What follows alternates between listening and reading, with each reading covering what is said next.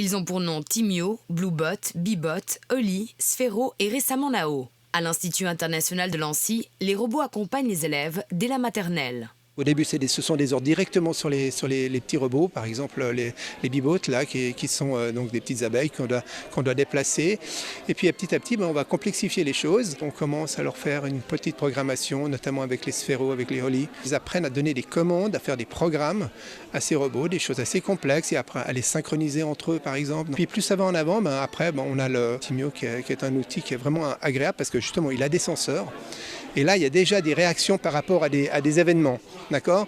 Donc c'est ça déjà qu'ils comprennent qu'il y a un événement et il y a une action qui est déclenchée par le robot. Dernière étape de l'apprentissage, la gamme robotique programmable de Lego. C'est un garage et le portail doit s'ouvrir et se fermer automatiquement. On a fait une maquette et on l'a programmé réellement. J'ai pensé à un système de code pour rentrer depuis l'extérieur à l'intérieur. 6 secondes plus tard, il est programmé pour se refermer automatiquement. Pour ressortir, il suffit de s'approcher et un capteur de distance va envoyer l'information comme quoi on est assez proche pour ouvrir le portail. Mais la nouveauté cette année, c'est l'arrivée dans la famille robotique de l'Institut de Nao. Des robots humanoïdes qui ont déjà 10 ans mais qui donnent encore assez de coding à retordre. Je vous invite à passer dans la salle de gym. Vous y découvrirez différents ateliers avec des élèves qui vous expliqueront leur travail. Ces ateliers vous donneront une idée de la progression que l'Institut met en place. C'est via le logiciel Chorégraphe que l'intelligence artificielle de Nao est programmée. Ces nombreux capteurs lui permettent d'interagir avec son environnement. Il essaie d'interpréter mes commandes, il suit mes demandes, et après il va faire le calcul et répondre verbalement. Donc on pourrait dire que c'est une calculatrice artificielle avec une intelligence artificielle. Pour nous, c'est vraiment l'aboutissement pour des élèves plus âgés qui sont intéressés. Alors, pas tout le monde dans l'entre-école va toucher les NAO probablement.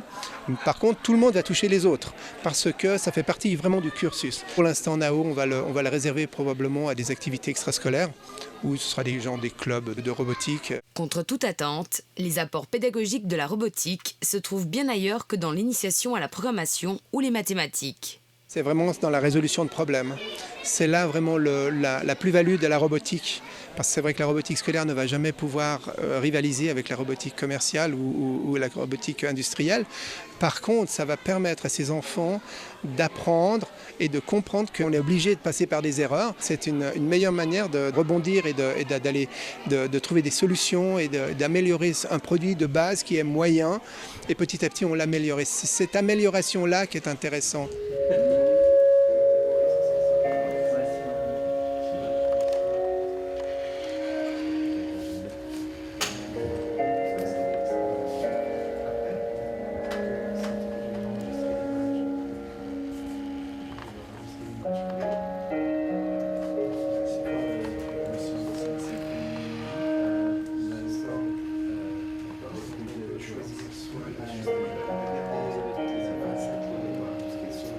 Faites voir la